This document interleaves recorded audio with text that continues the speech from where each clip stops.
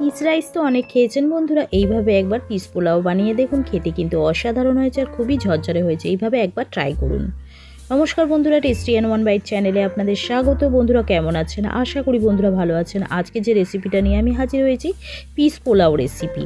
তো এর জন্য আমি এখানে কিন্তু চাল নিয়ে নিয়েছি। এটা কিন্তু আতপ চাল আছে, কিন্তু দেখে মনেই হবে না যে এটা আতপ চাল, পুরো গোবিন্দভোগ চালের মতো দেখতে।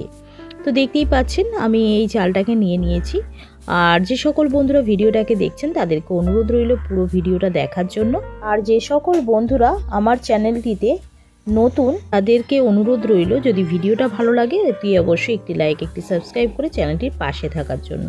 তো এখানে এই বাটিটা মেপে আমি 2.5 বাটি মতো এখানে চাল নিয়ে নিয়েছি। চালটাকে ভালো করে ধুয়ে নিয়ে আমি কিন্তু একটা পেপারের মধ্যে বিছিয়ে দেব। দেখতেই পাচ্ছেন পেপারের মধ্যে বিছিয়ে দিয়েছিলাম, এটা একদম শুকনো হয়ে গেছে। বা চালগুলোকে আমি একটা বোলের মধ্যে তুলে নেব।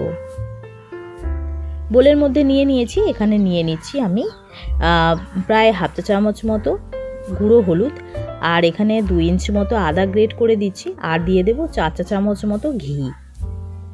এখানে কিন্তু একটু ভালো ঘি ব্যবহার করতে হবে যাতে ঘিটার ফ্লেভার ভালো হয়। তো সেই রকম ঘি নিয়েছি, আর আদাটাকে গ্রেট করে দিলাম। স্বাদ অনুযায়ী লবণটা একেবারে অ্যাড করে দিলাম, আর কিন্তু পরে আমি লবণ অ্যাড করব না।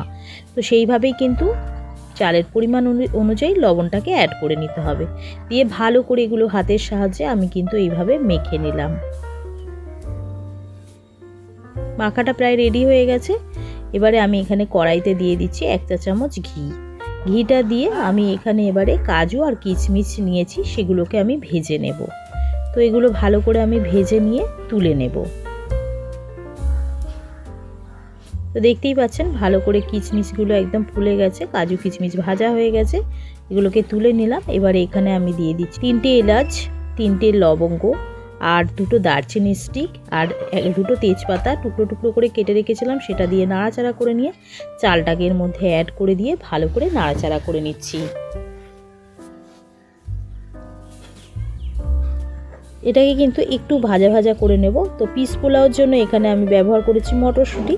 তো মটরশুঁটিটা পরিমাণ মতো দিয়ে নিতে হবে, দিয়ে ভালো করে নাড়াচাড়া করে নিতে হবে। তো আমি ভালো করে নাড়াচাড়া করে কিন্তু আমি চালটাকে একটু, যাতে মানে খুব ফ্রাই নয় হালকা ফ্রাই হয়, সেইভাবে কিন্তু নাড়াচাড়া করে নিচ্ছি।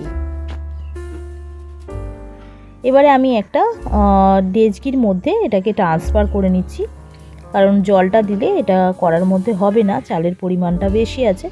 তো চালের পরিমাণ অনুযায়ী আমি বলেছিলাম 2.5 কাপ চাল নিয়েছি। তো চালের পরিমাণ অনুযায়ী এখানে কিন্তু আমি ব্যবহার করেছি প্রায় 6 কাপ জল।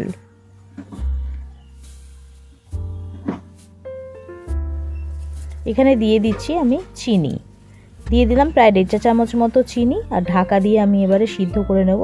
তো দেখতেই পাচ্ছেন জলটা একদমই শুকনো শুকনো হয়ে গেছে। এবারে একদম লো ফ্লেমে রেখে এখানে গরম মশলা অ্যাড করে দিলাম, 1 চামচ মতো ঘি আরও অ্যাড করে দিলাম, আর এখানে ভালো করে আবারও নাড়াচাড়া করে নিয়ে আমি কিন্তু এটা একদম লো ফ্লেমে রেখে দিয়েছি। আর এর মধ্যে কাজু কিশমিশটাকেও অ্যাড করে দিয়ে নাড়াচাড়া করে নিয়ে ঢাকা দিয়ে রেখে দেবো।